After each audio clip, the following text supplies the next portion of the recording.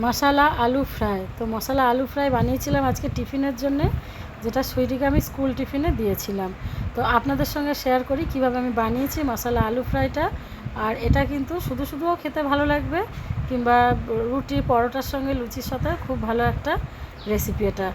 তো কড়াইয়ের মধ্যে আর একদম অল্প তেলে বা ঘিয়ে এটা রান্না করতে পারেন আপনারা সকালবেলা রুটির পাতে। তো একটুখানি আমি 2 চামচ মতো ঘি দিয়েছিলাম, আর শুকনো লঙ্কা ফোড়ন দিয়েছি, আর এদিকে দিয়েছি একটু গোটা জিরে ফোড়নে। গোটা জিরে ফোড়নে দিয়ে ওর মধ্যে আলুগুলো কেটে রাখা আলুগুলোকে দিয়েছি। দিয়ে যে ছোটো ছোটো করে আলু কেটে রেখেছিলাম সেটাকে ধুয়ে পরিষ্কার করে আলুগুলোকে দিয়েছে, দিয়ে ভালো করে এবারে ভেজে নেব আমি।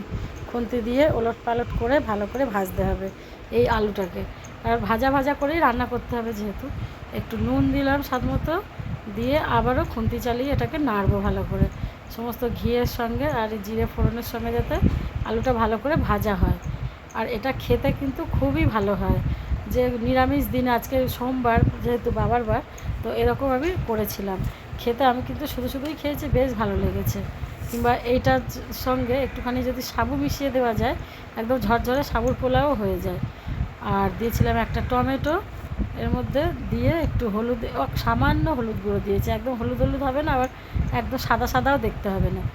দিয়ে এবার আলুটাকে ভালো করে এই যে ফ্রাই করে নিয়েছি টমেটোর সঙ্গেই। এর মধ্যে কিন্তু আর কোনো কিছু তেল টেল কিছুই ব্যবহার করিনি। ওই যেইটুখানি দিয়েছি সেইটুখানি, একটুখানি যদি জল মনে হয় যে তলা লেগে যাচ্ছে, তখন হাত ছিটিয়ে একটুখানি জলে ছিটা দেবেন, খালি দিলেই হয়ে যাবে। একটুখানি জাস্ট জল দিয়েছি আলুগুলো যাতে ভালো করে সেদ্ধ হয়ে যায়।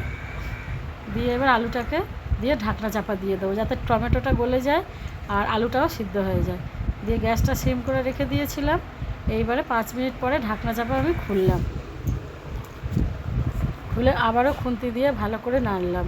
তো এইবারে এর মধ্যে টুইস্ট আসবে হচ্ছে ওই মশলাটা, মেন যে মশলা আমি করে রেখে দিয়েছিলাম বললাম একদিন, গোটা জিরে, এলাচ, লবঙ্গ, দারচিনি, ধনে আর শুকনো লঙ্কা দিয়ে যে শুকনো খোলায় টেলে, আর যে মশলাটা আমি করে রেখে দিয়েছিলাম একটা শিশিতে, সেই মশলাটাই আমার কাছে কিছুটা ছিল।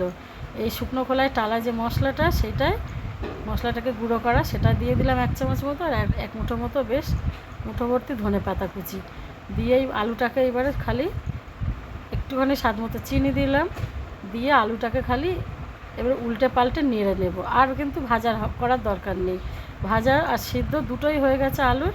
শুধু মশলাটা দিয়ে উল্টে পাল্টে খালি মেখে নেব আমি আলুটাকে। ব্যাস তৈরি হয়ে গেছে আজকে টিফিনের, সুইটির টিফিনের এই যে মশালা আলু ফ্রাই। আপনারা চাইলে এরকম বানিয়ে নিতে পারেন। আর যদি ভিডিওটা ভালো লাগে, তো নতুন নতুন রান্না আমি প্রতিদিনই আপলোড করি ফেসবুকে, ইউটিউবে। আপনারা চ্যানেলটা সাবস্ক্রাইব করে রাখবেন, আর ফেসবুক থেকে দেখলে পেজটাকে ফলো করে রাখবেন।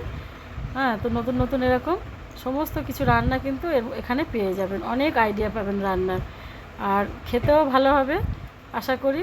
তো হয়ে গেছে আমার এই যে মশলা আলু ফ্রাই, ওপর দিয়ে নামিয়ে প্লেটিং করার পরে আবার একটু মশলা দিয়ে দিলাম। আজকের মতো তাহলে আসি, টাটা।